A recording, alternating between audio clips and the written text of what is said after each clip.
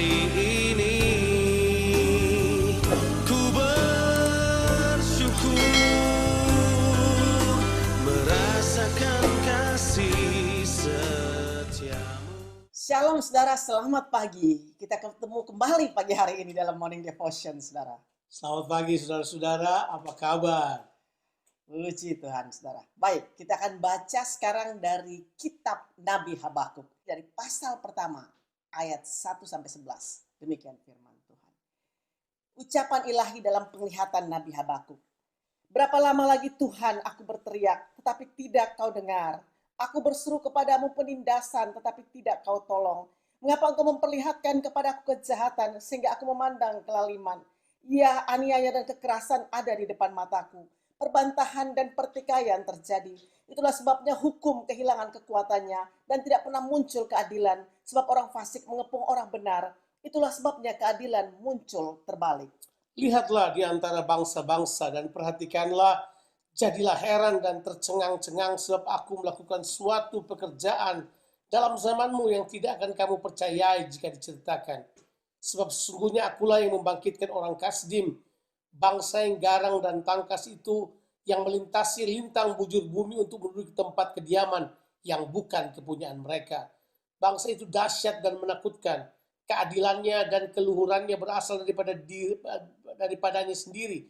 Kudanya lebih cepat daripada macan tutul dan lebih ganas daripada serigala pada waktu malam. Pasukan berkudanya datang menderap dari jauh. Mereka datang terbang seperti raja wali yang menyambar mangsa. Seluruh bangsa itu datang untuk melakukan kekerasan. Serbuan pasukan di depannya seperti angin timur. Dan mereka mengumpulkan tawanan seperti banyaknya pasir. Raja-raja dicemoohkannya dan penguasa-penguasa menjadi tertawaannya.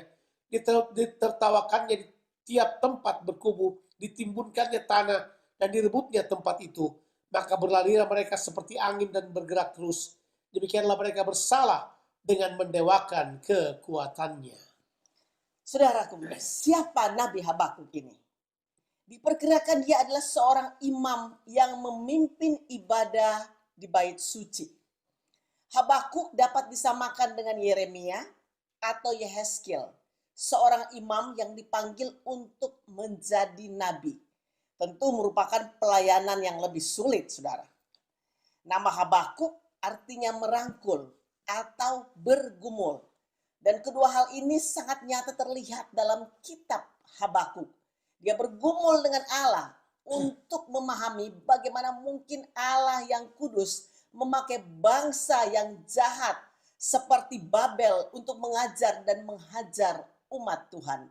Tapi di sini, saudara, yang lain tentang Nabi Habakuk, dia tetap merangkul Allah dengan iman untuk tetap berpegang teguh pada janjinya Tuhan. Nah saudara, mungkin salah satu mitos Kristen yang paling banyak adalah ini. Seolah-olah kalau mereka sudah percaya pada Tuhan, maka semua masalah mereka bakal selesai dengan sendirinya. Semua bakal beres. Tentunya ini bukanlah hal yang terjadi dalam realita sebenarnya. Bahwa sebenarnya begitu kita menjadi anak Tuhan, tantangannya semakin lebih banyak. Masalah bisa jadi lebih banyak.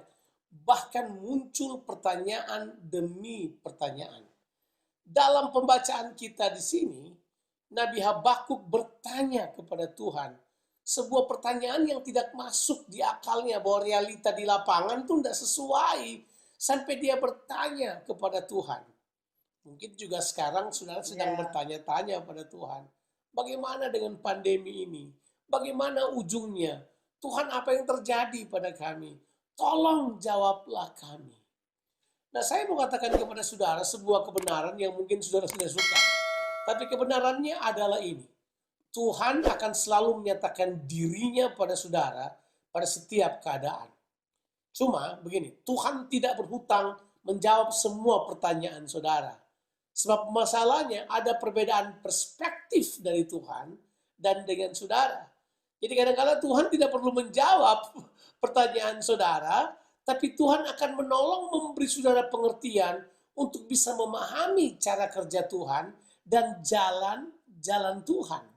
Dalam apa yang kita sedang baca di sini, bahwa Nabi Habakuk berseru kepada Tuhan, mengapa Tuhan? Kenapa engkau mau pakai bangsa Babilonia untuk menghukum umatmu? Bukankah bangsa Babilonia adalah bangsa yang jahat, bangsa yang tidak bertuhan, mereka menyembah berhala. Nah, apakah mereka dipakai untuk menghajar umatmu? Pertanyaan-pertanyaan ini pasal Habakuk, membuat dia berpikir keras. Tapi dia adalah seorang yang bergumul dengan pertanyaan-pertanyaan itu. Tapi luar biasanya adalah di sisi lain dia punya iman. Iman yang teguh untuk percaya bahwa Tuhan selalu bersama dengan mereka. Kalau sudah lihat di situ dia berkata, oh, sekalipun engkau tidak jawab, nggak apa-apa. Tapi pasti ada sesuatu yang terjadi. Ada sebuah prinsip yang dia tahu. Kalau bangsa yang menghukum bangsa Israel menjadi sombong, mereka pun akan dihukum oleh Tuhan. Jadi kemudian dia mulai melihat sesuatu yang lebih daripada kondisinya sendiri. Dia keluar dari diri sendiri untuk melihat pemahaman dari sudut pandang Allah. Mengapa Tuhan menghukum bangsa Israel. Saudara, Habakuk juga bergumul dengan keadaan bangsa Israel yang mengalami penurunan secara spiritualitas. Dan dia melihat sepertinya Tuhan tidak melakukan apa-apa tentang hal ini. Habakuk ingin melihat orang-orang mengalami revival, saudara, mengalami kebangunan rohani, mengalami pemulihan dari Tuhan. Tapi sepertinya Tuhan tidak menjawab doa Habakuk. Sekali lagi, Tuhan tidak berhutang untuk menjawab saudara. Tapi Tuhan akan memberi pengertian pada saudara untuk mengerti langkah yang dia ambil. Ternyata kemerosotan moral bangsa Israel telah membuat Tuhan ingin menghukum mereka. Dan cara Tuhan menghukum, ingat, jangan lupa, hukuman Tuhan tidak pernah untuk menghancurkan. Hukuman Tuhan selalu datang karena kasihnya kepada bangsa Israel. Dia punya tujuan-tujuan yang di luar dugaan. Dia menghukum karena dia mengasihi. Jadi waktu Tuhan menghukum umatnya, punish, disiplin anak-anaknya, itu karena dia mengasihi bangsa Israel. Dia mau bangsa Israel belajar sesuatu, bahwa hanya Tuhanlah yang harus disembah, bukan berhala. Sebab dalam konteks ini, bangsa Israel jatuh kepada penyembahan berhala, jatuh kepada kenajisan, jatuh kepada kelaliman, jatuh kepada menginjak-injak kebenaran. Tapi Tuhan punya rencana adalah dia ingin menghukum mereka. Dan dia akan memakai bangsa Babilonia untuk hal tersebut. Jalan Tuhan kadang-kala sukar dimengerti. Tapi Tuhan mau membuat kita mengerti menurut caranya. Saudara, jalan Tuhan bukan jalan kita. Tetapi jalan Tuhan dan tujuan Tuhan jauh lebih indah daripada apa yang kita pikirkan. Tuhan Yesus memberkati saudara. Have a blessed day. Amin.